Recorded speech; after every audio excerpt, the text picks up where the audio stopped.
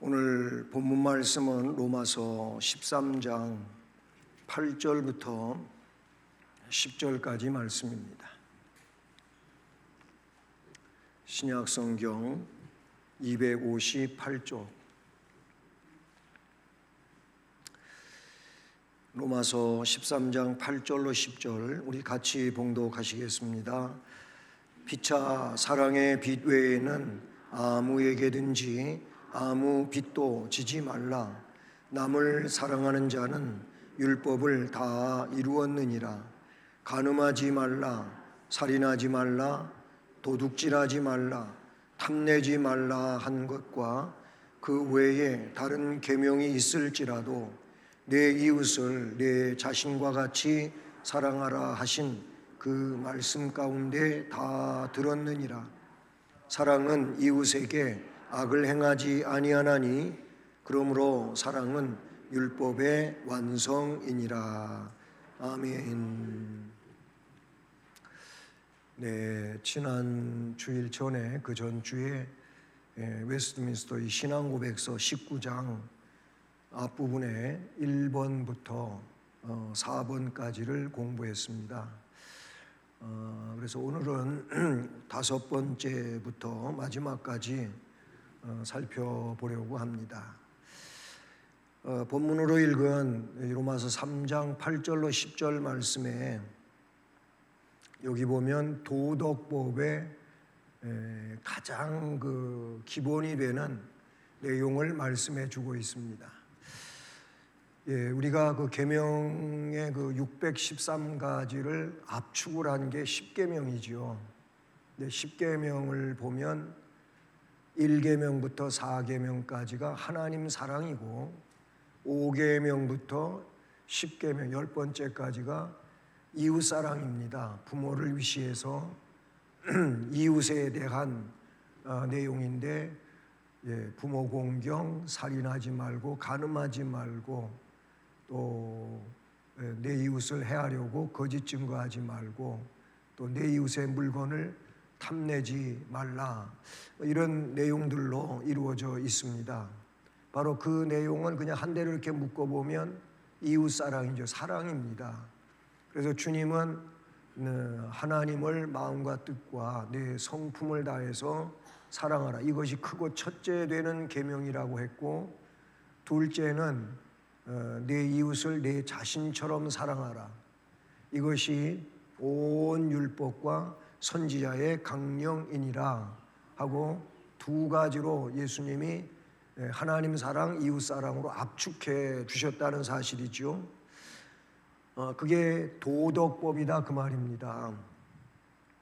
지난번 앞부분에서 우리가 공부할 때 도덕법 말고 의식법이 있었어요. 의식법. 의식법은 이제 구약 시대에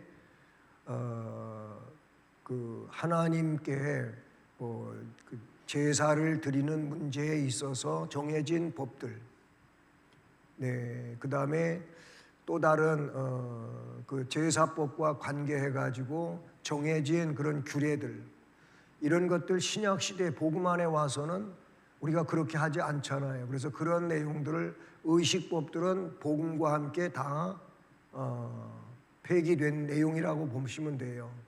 그리고 살아있는 게 도덕법이다 그 말입니다. 도덕법. 자, 그래서 오늘 5번 말씀을 보면 같이 읽어보시겠습니다.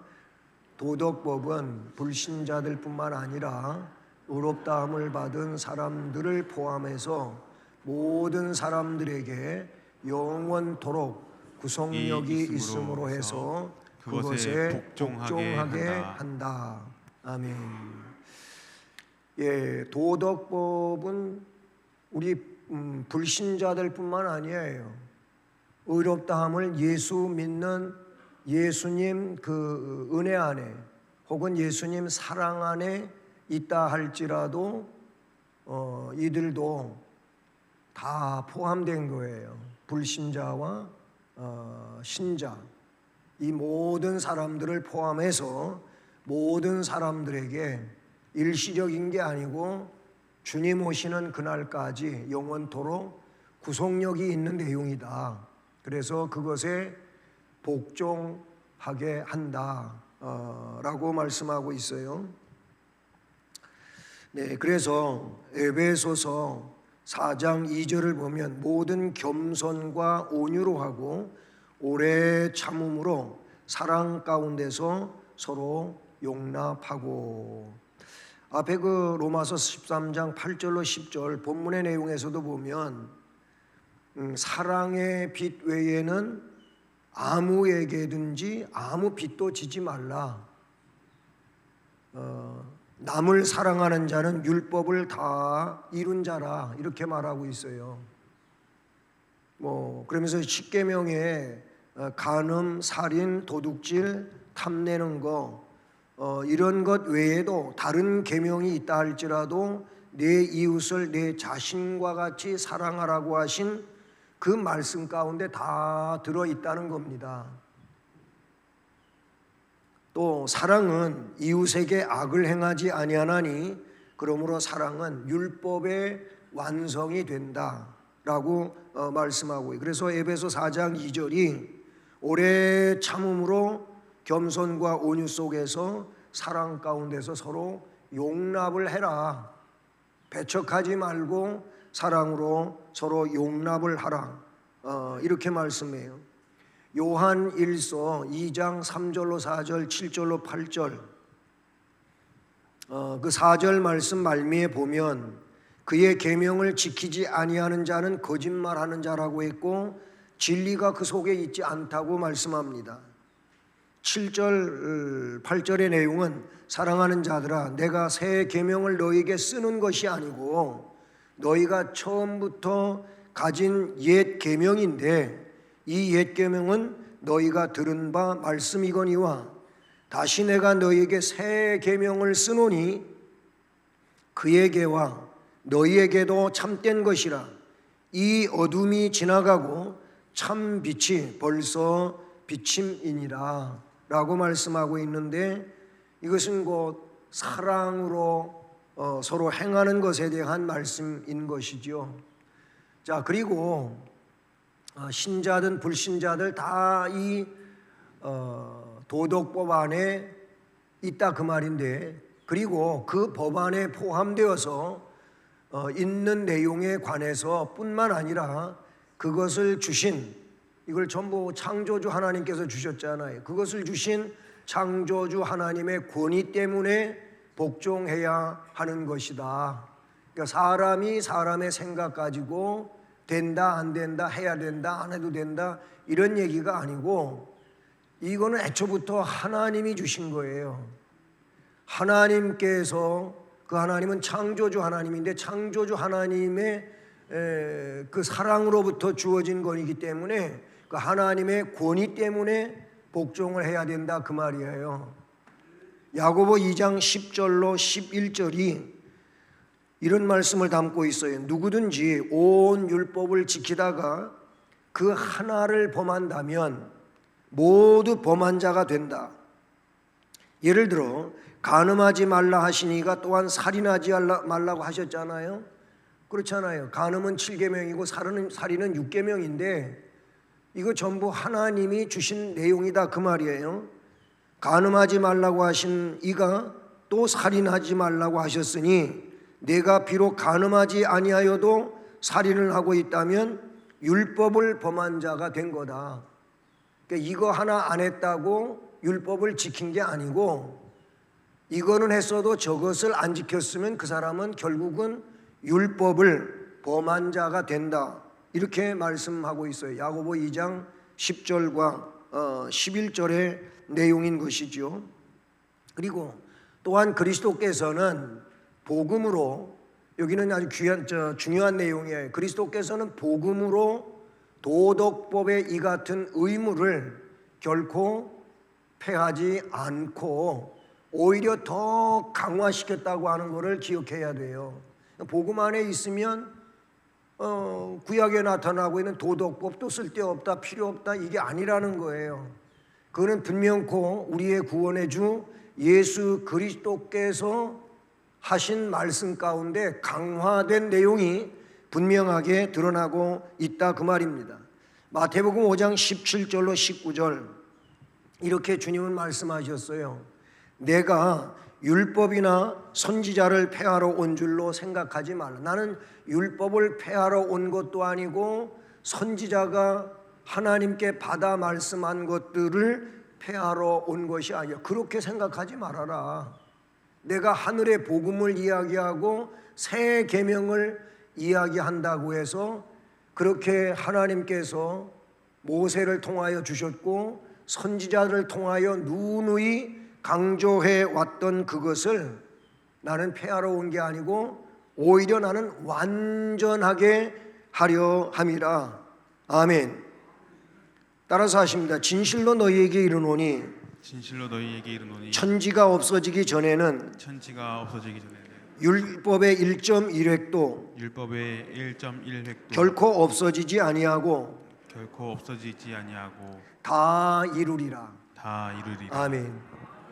다 이루어질 것을 말씀하셨다는 거예요. 계속 이어지는 말씀에 보면 그러므로 누구든지 이 계명 중에 지극히 작은 것 하나라도 버리고 또 그같이 사람을 가르치는 자가 있다면 천국에서 그 사람은 지극히 작다고 일컬음을 받게 될 것이고 누구든지 이를 행하며 지키는 자는 천국에서 크다고 일컬음을 받으리라.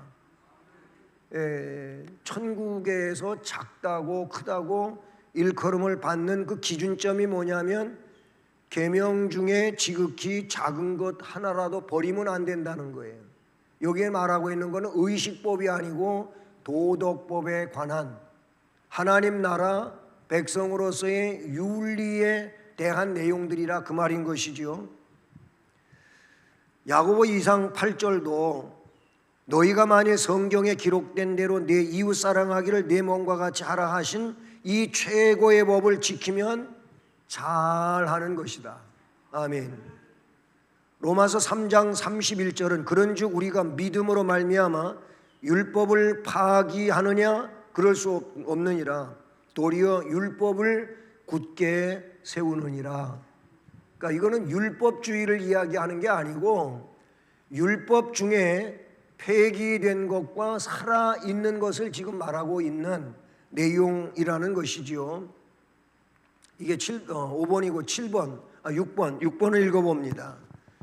참 신자들은 행위 언약으로서의 율법 아래 있지 않기 때문에 그것으로 말미암아 의롭다함을 받는다거나 정죄함을 받지 않는다.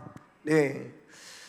자, 여기 이제 참신자, 다시 말하면 궁극적으로 구원받을 하나님의 자녀들, 하나님께서 끝까지 이끌고 가는 견인되어지는 참신자, 이들은 하나님에 의해 가지고 그게 취소되지 않지요. 그렇죠? 이들을 참신자라 그러는데 참신자들은 행위 언약이 뭐예요? 내가 지켜가지고 구원받는다. 그게 행위 언약이에요.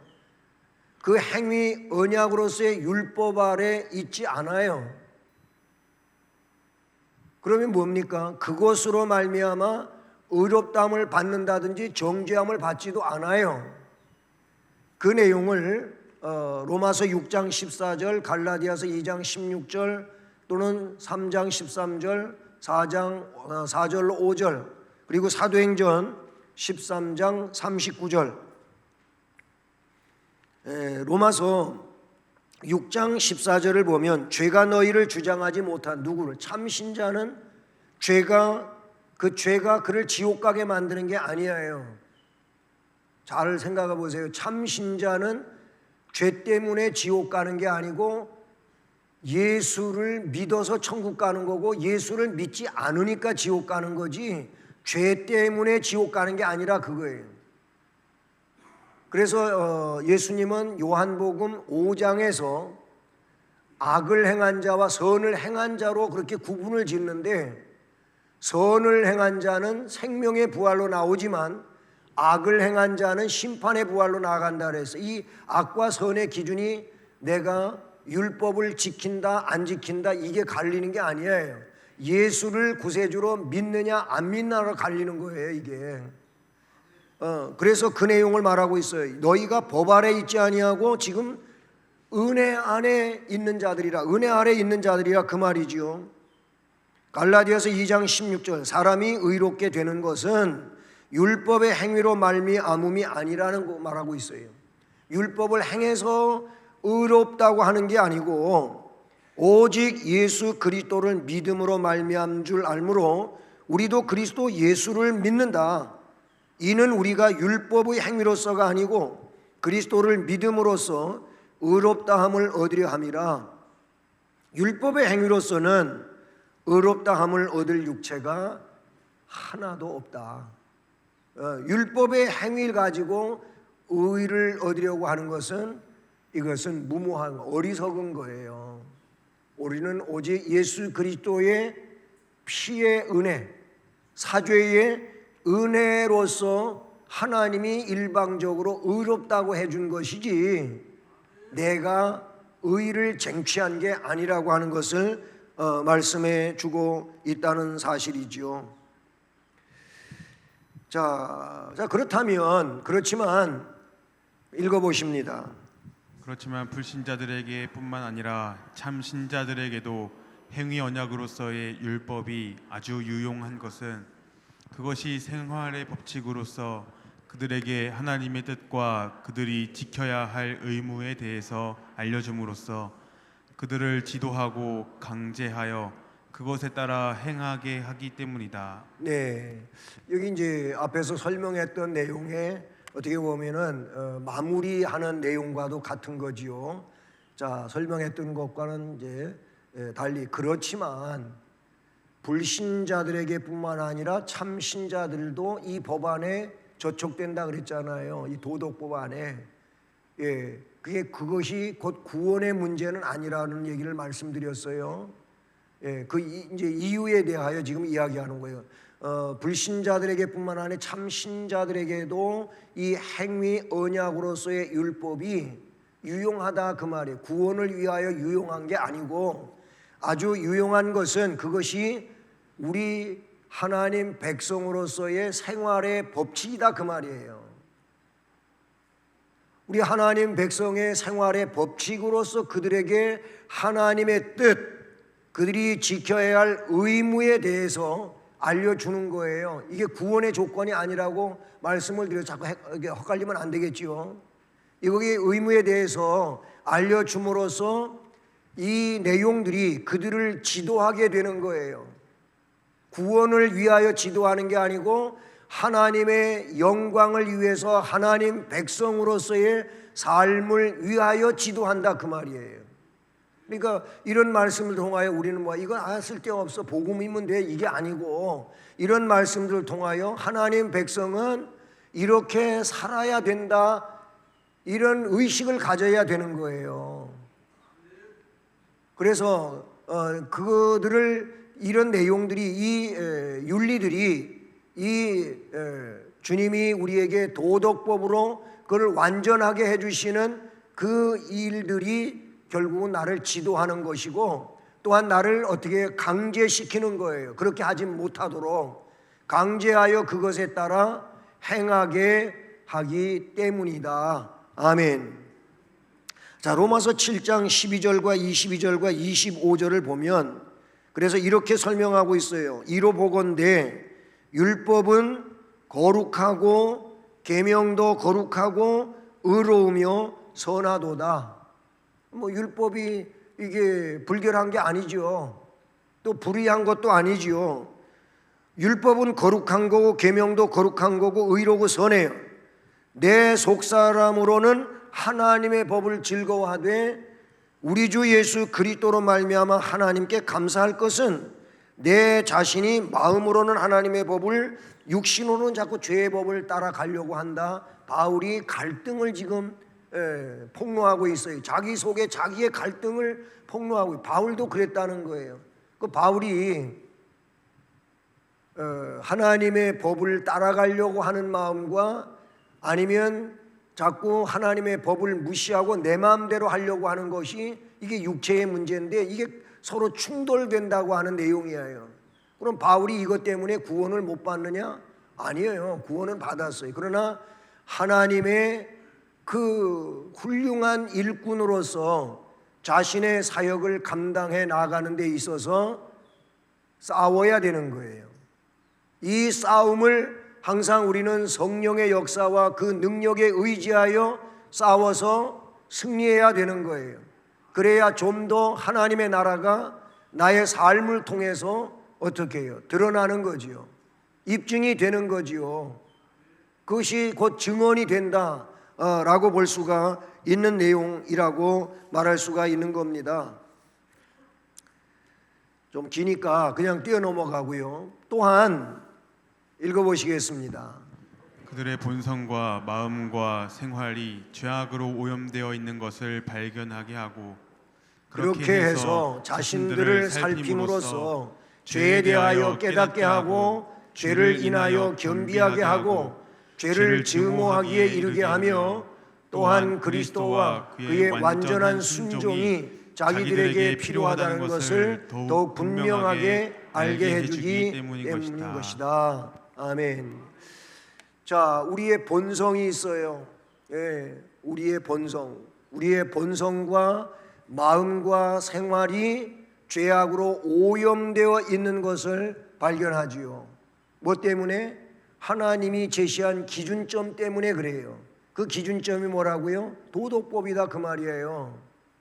이게 기준점이에요. 앞에도 계속 반복해서 얘기하지만 이게 구원을 받느냐 못 받느냐 그 문제로 갈리는 게 아니고 하나님 백성으로서의 올바른 삶과 사탄이 좋아하는 삶과의 그런 문제다 그런 얘기예요. 우리의 본성이 뭐예요? 우리는 지금 타락한 본성을 가지고 있어요. 오늘 오전 예배에도 우리 원래 하나님이 창조하실 때에는 뭐가 우리가 뭐예요? 하나님의 형상이에요. 그런데 죄가 들어옴으로 하나님의 형상은 깨져버리고 말았어요. 이 깨진 하나님의 형상을 다시 그리스도 안에서 복구되어지지만 하나님 나라에 갈 때까지는 복구되었다 할지라도 우리는 이 본성 속에 살고 있는 거예요. 그래서 이 본성과 마음과 생활이 죄악으로 오염되어 있는 것을 발견해요. 이걸 못 발견하면은 이게 문제예요. 이게 문제라고요. 이게 큰 문제가 아닐 수가 없어요. 그래서 우리는 이런 문제들을 발견하면서 매일 뭐 합니까? 하나님 잘못했습니다. 하나님 영광 가리워서 죄송합니다. 회개합니다. 용서해 주십시오. 잘할 수 있게 해 주십시오. 이게 우리가 해야 될 일인 거예요. 회개가 없으면 이 사람은 여러분 성령의 역사를 따르지 못하는 거예요. 주님이 외친 첫 마디도 회개하라 천국이 가까웠느니라 했고, 물론 세례 요한도 그랬지만 주님도 그랬고, 제자들 또한 주님의 명령을 따라서 나가서 복음 전할 때 회개하라고 한 거예요. 회개는 그만큼 믿음 생활에 아주 중요한 베이스예요. 회개가 없으면 진행이 안 되는 거예요. 예, 회개가 없으면 뭐 컴퓨터를 딱 스위치를 올리면 이게 지가 자동으로 잘 진행을 시켜 가야 되는데 뭐 바이러스 먹으면 문제가 돼 가지고 창이 안 열리는 거예요. 그와 같은 거예요. 진행이 안 되는 거. 왜 그래요? 바이러스에 의해 갖고 얘가 그렇게 하지 못하게 지금 차단이 돼 있는 거예요. 이거를 고치지 않으면 뭐 진행은 언제까지 안 되는 거예요. 마찬가지 회개라고 하는 것은 자동으로 하나님에게로 들어갈 수 있게 해주는 그 내용과 똑같은 것이라고 보시면 돼요. 그래서 회개하라 하는 거예요. 회개를 해야 그 다음으로 진입이 될 수 있는 이런 내용이라고 봐요. 우리 본성, 마음과 생활이 이런 법에 근거해 보게 되면 죄악으로 오염이 되어 있는 걸 발견하게 된다. 어쩔 수가 없어요. 로마서 7장 7절과 또는 3장 20절 말씀이 이것을 우리에게 잘 가르쳐주고 있다는 사실이지요. 로마서 3장 20절 말씀은 우리에게 뭘 이야기합니까? 그러므로 율법의 행위로는 그의 앞에 의롭다함을 얻을 육체가 없나니 율법으로는 죄를 깨닫는다는 거예요. 왜 죄를 깨달은 겁니까? 이 도덕법에 의해 가지고 죄를 깨달았어요. 죄를 깨닫게 한 이유는 죄를 속죄 받게 하기 위하여 깨닫게 한 거예요. 그 속죄를 받으려면 어떻게 해야 됩니까? 주님의 피공로가 필요한 거예요. 회개하고 주님의 피공로를 우리가 힘입어야 이 사람이 사죄가 되어지는 거예요. 지금 로마서 3장 20절은 그것을 우리에게 잘 설명해 주고 있다는 사실입니다. 그래서 그렇게 해가지고 말씀에 근거해서 자신들을 살피게 되는 거예요. 말씀을 들어도 읽어도 연구해도 그 말씀을 가지고 나를 살필 줄 모르면 우리는 하나님의 자녀로서의 삶을 살아갈 수가 없어요. 말씀을 통해서 자신을 살핌으로 죄에 대하여 깨닫게 하고 죄를 인하여 겸비하게 하고 죄를 미워해야 돼요. 죄를 증오하기에 이르러야 된다, 그런 얘기예요. 왜? 이 죄가 나를 망치는 것이기 때문에 지금 여기에 나와 있는 그대로 해야 돼요. 이 죄를 인해서 내가 더 겸손해져야 되겠다, 내가 더 낮아져야 되겠다, 내가 이렇게 하면 안 되겠구나, 이 죄가 나를 이렇게 망치는구나 하면서 증오해야 된다라는 겁니다. 또한 그리스도와 그의 완전한 순종이 나에게 필요하다는 것을 더욱 분명하게 알게 해주는 거예요. 그리스도가 이래서 예수님이 필요한 거구나. 내가 더 순종하며 살아가야 되겠구나. 이거를 더욱 분명하게 알게 된다, 그 말인 거예요. 갈라디아서 3장 24절 말씀, 이같이 율법이 우리를 그리스도께로 인도하는 초등교사가 돼서 우리로 하여금 믿음으로 말미암아 의롭다함을 얻게 하려 함이라. 아멘. 로마서 7장 24절 25절도 그렇고 로마서 8장 3, 4절, 오늘 오전 예배 로마서 8장 말씀도 나타났었는데 그 3, 4절은 뭡니까? 율법이 육신으로 말미암아 연약하여 할 수 없는 그것을 하나님은 하신다는 겁니다. 죄로 말미암아 자기 아들을 죄 있는 육신의 모양으로 보내셔서 육신의 죄를 정하사 육신을 따르지 않고 그 영을 따라 행하는 우리에게 율법의 요구가 이루어지게 하려 하심이라. 아멘. 자, 마찬가지로 중생한 자에게도 그들의 부패를 억제하는데 행위 언약으로서의 율법이 유용하다. 행위 언약으로서의 율법이 유용함은 그것이 죄를 금지시키기 때문이다 라는 거예요. 그래서 시편 119편 101절, 내가 주의 말씀을 지키려고 발을 금하여 모든 악한 길로 가지 아니하여 싸우며, 104절, 주의 법도들로 말미암아 내가 명철하게 되었으므로 모든 거짓 행위를 미워하나이다. 128절, 그러므로 내가 범사의 모든 주의 법도들을 바르게 여기고 모든 거짓 행위를 미워하나이다. 거짓 행위를 미워하고 거짓 행위로 살지 않게. 왜? 말씀이 나를 그렇게 가르치고 있고 지도하고 있기 때문이라고 말씀하고 있는 것이죠.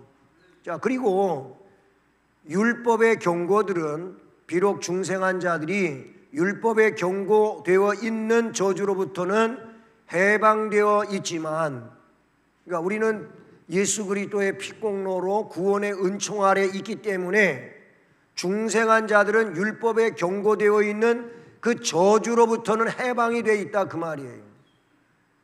그렇게 되어 있지만 그들이 지은 죄들로 인하여 마땅히 받아야 하는 것이 무엇이며 또한 이 생에서 어떠한 고통들을 기대해야 하는가를 보여주고 있기 때문이다. 여러분, 이거는 조직신학에서는 어떻게 이야기하고 있느냐 하면은 우리가 죄를 졌어요. 죄를 졌는데 성령의 은혜로 회개를 했어요. 그럼 물론 용서받은 거지요. 용서를 받았는데, 그러나 조직신학에서 용서는 받았지만 그 내용에 따라서 경중의 차이는 있겠지만 죄책이 따라온다는 거예요. 죄책이 내가 이 세상에 사는 동안에 그게 따라온다는 거예요.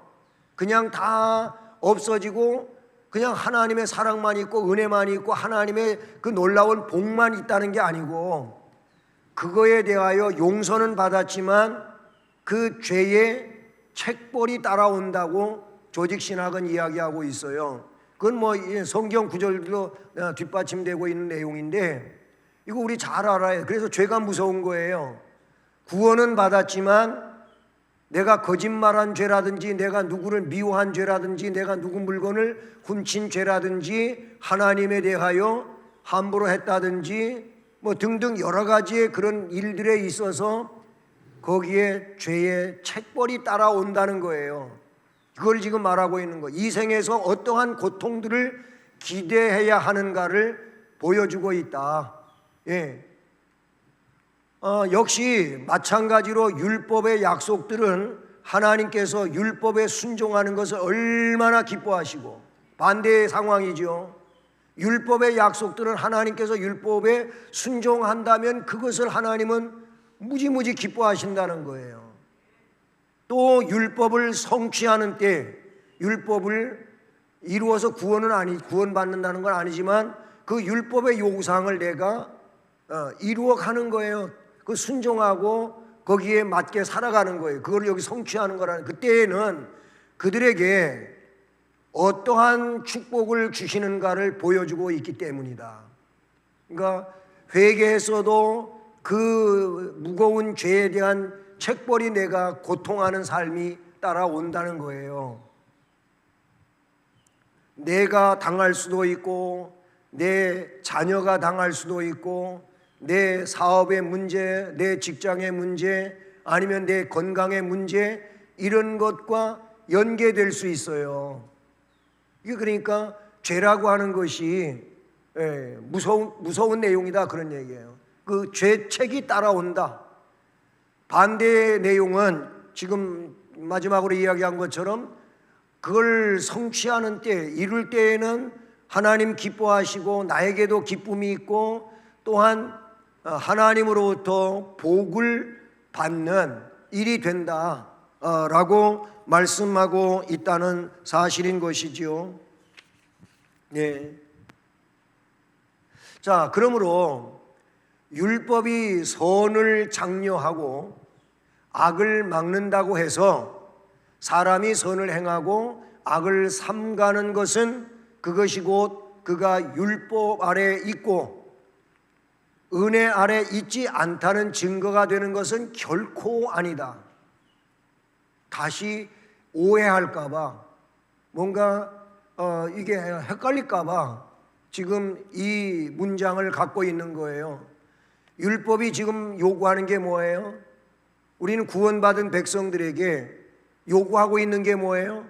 하나님의 영광과 거룩한 역사를 위하여 우리에게 뭐래요? 선을 장려하는 거예요. 선한 삶을 살라 이거예요. 예수님 그랬잖아요. 마태복음 5장 16절에서 너희 착한 행실을 사람들한테 비춰라. 그래서 너희 빛을 보는 사람들이 그것 때문에 하나님 아버지께 영광을 돌리게 해라, 이런 말씀을 하셨어요. 우리가 그래서 너희는 세상의 소금이라고 했고 빛이라고 했잖아요. 마치 산 위에 있는 동네와 같아가지고 다 지켜본다 그 말이에요. 그러니까 보는 거예요. 은연중에 보는 거예요. 내가 나를 보는 것보다 그 사람들이 나를 더 정확히 봐요.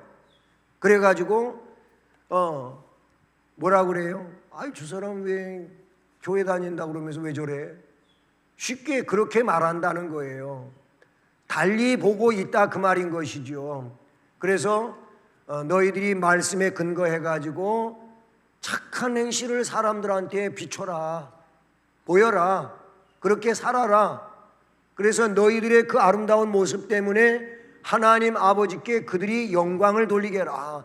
예배당 다니는 사람, 예수 믿는 사람, 신앙생활하는 사람, 그래 달라, 뭔가 달라, 우리보다 달라, 그렇게 할 수 있어야 된다 그 말인 거예요. 악을 막는다고 해서 사람이 선을 행하고 악을 삼가는 것은 그것이 곧 그가 율법 아래 있다고 하는 그것도 아니고 은혜 아래 있지 않다는 그런 내용도 아닌 거. 이거는 그런 것이 결코 아니다. 로마서 6장 12절. 그러므로 너희는 죄가 너희 속 죽을 몸을 지배하지 못하게 하여 몸의 사욕에 순종하지 말아라. 우리는 영적인 일보다는 몸의 사욕에 많이 묶여 있어요. 그게 나의 욕심, 나의 기대, 내가 생각하는 물질, 이런 것에 너무 묶여 있는 거예요. 그렇게 하지 말라는 겁니다.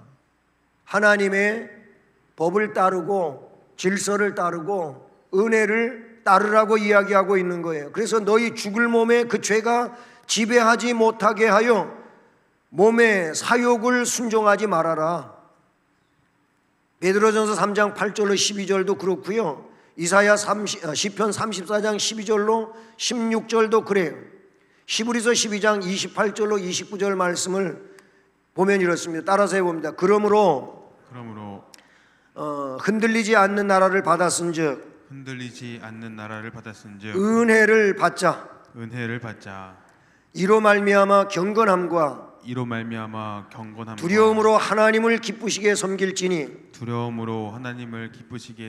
또는 감사하자. 예, 그렇게 말씀하고 있어요. 우리가 흔들리지 않는 하나님의 나라를 은혜로 선물로 받았어요. 그러니 은혜를 받자. 그 은혜를 가지고 살자. 이로 말미암아 경건함과 두려움으로 하나님을 기쁘시게 섬길지니 또한 감사하자. 기쁨으로 하나님 섬기고 감사하며 살자 이거예요. 마지막으로 앞서 언급한 율법의 용도는 복음의 은혜와 상충되는 것이 아니라 오히려 잘 조화가 된다. 결론에 이르는 거예요. 지금 앞에서 쭉 얘기했잖아요. 그렇게 얘기한 것처럼 율법의 용도라고 하는 것은 여기서 율법은 도덕법을 말하는 거예요. 의식법을 이야기하는 게 아니에요. 이 도덕법, 율법의 용도는 복음은 은혜인데 이 복음의 은혜와 결국 이거는 상충되는, 또 어떻게 보면은 충돌이 되는 그런 내용이 아니라 오히려 조화를 이룬다 그 얘기예요. 갈라디아서 3장 21절 말씀, 그러면 율법이 하나님의 약속들과 반대되는 것이냐? 거기도 그런 말이 나와요. 결코 그럴 수 없느니라. 만일 능히 살게 하는 율법을 주셨다라면 의가 반드시 율법으로 말미암았으리라. 율법으로 말미암아 살 길이 있었다면 그걸로 끝났을 거다 그 말이에요. 그런데 율법으로 생명의 길을 갈 수 없기 때문에 복음이 왔다 그 말이에요. 예수 그리스도가 구세주로 왔다 그 말이에요. 그래서 예수 그리스도가 우리의 죄 문제를 담당해 주시고 우리가 의를 얻고 하나님 앞에 나아갈 수 있게 해 주신 거예요. 그러나 이미 설명한 것처럼 그 율법이 그리스도인으로서의 그 빛되고 또는 모범이 되고 영광스러운 삶을 살아가는데 아주 중요한 작용을 한다 그 말인 것이죠. 그리스도의 영은 인간 의지를 억제하고 성령은 인간 의지를 억제하고 율법 안에 계시되어 있는 하나님의 뜻을 이루는데 성령이 그렇다는 거예요. 인간의 의지, 우리의 의지 가지고 뭐가 되는 게 아니에요. 사람은 자꾸 의지 가지고 뭘 이렇고 저렇고 뭐 갑론을박 이야기도 하는데 절대 우리의 의지가 하는 게 아닙니다. 하나님의 영이 하는 거예요. 인간 의지를 억제시키는 거예요. 율법 안에 계시되어 있는 하나님의 뜻을 이루는데 필요한 일을 자유롭고 기쁜 마음으로 행할 수 있게 해준다. 아멘. 뭐가 그렇게 한다고요? 그리스도의 영. 그리스도의 영은 성령이에요. 성령 하나님이에요. 성령은 인간 의지를 억제시킵니다. 성령에게 통제되지 않으면 성령의 역사가 아닌 인간 의지를 펼치는 거예요. 인간 의지를 펼치다가 보면 하나님의 뜻과는 거리가 다른 거예요. 하나님의 뜻과는 다른 거를 자꾸 주장하고 그거를 펼치고 관철시키려고 한다, 그 말인 거예요. 그러나 그리스도의 영인 성령은 인간 의지를 억제시켜요. 그리고 성령이 주도하게 하시는 거예요. 그리고 율법 안에 계시되어 있는 하나님의 뜻을 성령은 이루어가게 하시는 겁니다. 그래서 필요한 일을 자유롭고 기쁜 마음으로 행할 수 있게 해준다. 그러니까 성령을 받아야 되고 성령의 역사 안에 있어야 되고 충만한 삶을 살아가야 되는 줄로 믿는 것입니다. 에스겔서 36장 27절 말씀을 보면 이런 말씀을 에스겔 선지자를 통하여 하셨어요. 내 영을 너희 속에 두어, 따라서 하십니다. 너희로 내 율례를 행하게 하리니, 너희로 내 율례를 행하게 하리니, 너희가 내 규례를 지켜 행할지라. 너희가 내 규례를 지켜 행할지라. 네, 굉장히 중요한 말씀이에요. 하나님께서 내 영을 너희 속에 둔다고 했어요. 그 영이 내 속에 있어야 되는 거죠. 너희 속에 두어서 너희로 내 율례를 행하게 하리니, 성령이 내 안에 오셔서 나로 하여금 뭘 하게 하는 겁니까? 내 율례를 행하게 한다는 거예요. 이미 쭉 얘기했던 도덕법을 지켜가게 한다, 그 말인 거예요. 그게 마태복음 5장, 6장, 7장 산상수훈에 나타나고 있는 아주 주옥과 같은 그리스도인들의 하늘 시민의 생활 원리가 거기 있단 말이에요. 우리가 그러니까 마태복음 5장, 6장, 7장 이 산상보훈을 여러분 펼쳐놓고 가만히 들여다보세요. 그리고 내가 과연 이 말씀 앞에 어떤 삶을 살고 있는지를 여러분 확인해 보시기를 바라는 겁니다. 내가 내 영을 너희 속에 두어 너희로 내 율례를 행하게 하리니 너희가 내 규례를 지켜 행할지라. 아멘. 히브리서 8장 10절도 또 주께서 이르시되 그날 후에 내가 이스라엘 집과 맺을 언약은 이것이니, 따라서 하십니다. 내 법을 그들의 생각에 두고 그들의 마음에 이것을 기록하리라. 아멘. 자, 거기 보면 이스라엘 집과 맺은 언약을 이야기하고 있어요. 히브리서는 굉장히 구약적이고 그리고 유대적이고 그래요. 그러면서도 이 히브리서는 율법을 완성하고 있는 복음으로 이 모든 것들을 잠식하고 있다고 하는 것을 여러분이 히브리서를 이해해서 하여야 되는 거예요.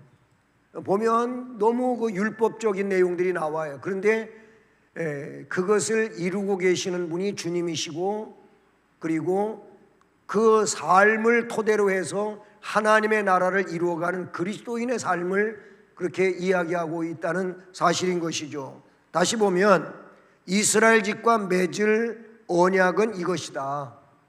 내 법을 그들의 생각에다 둔다는 거. 이게 무슨 법이에요? 아까 얘기했던 신약적인 의미로 이야기하면은 도덕법이다, 그 말이에요. 이 법을 그들의 생각에다 두고 그들의 마음에 이것을 기록한다. 그러면 내 생각 속에 내 마음 속에 있는 이것을 성령이 어떻게 해요? 사용하시는 거예요. 내 마음 속에 내 생각 속에 있는 이것을 가지고 나를 성령이 사용하신다, 그 말이에요. 나는 그들에게 하나님이 되고 그들은 내 백성이 된다. 그런 사람들이 우리의 하나님이고 우리는 하나님의 자녀가 된다라는 것이지요. 이건 예레미야 31장 33절 말씀도 마찬가지가 되는 내용이 되는 것이죠. 그렇습니다.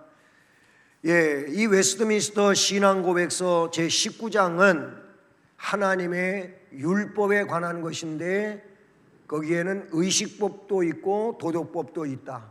의식법은 복음 안에서 다 폐기됐지만 도덕법은 아니다. 완성되어지는 거다. 주님이 완성해 놓았고 주님 백성들은 이 땅에 사는 동안에 그 법을 따라감으로 뭐예요? 하나님께 영광을 돌린다.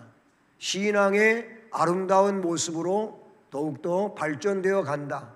바로 그 내용에 구원을 받느냐 못 받느냐 그런 내용의 기준점이 아니고 구원받은 백성으로서 어떻게 살아야 하는지 삶의 윤리를 말하고 있는 것이 구약에 나타나고 있는 도덕법의 신약 백성들에게 주어진 과제라고 보시면 되는 겁니다.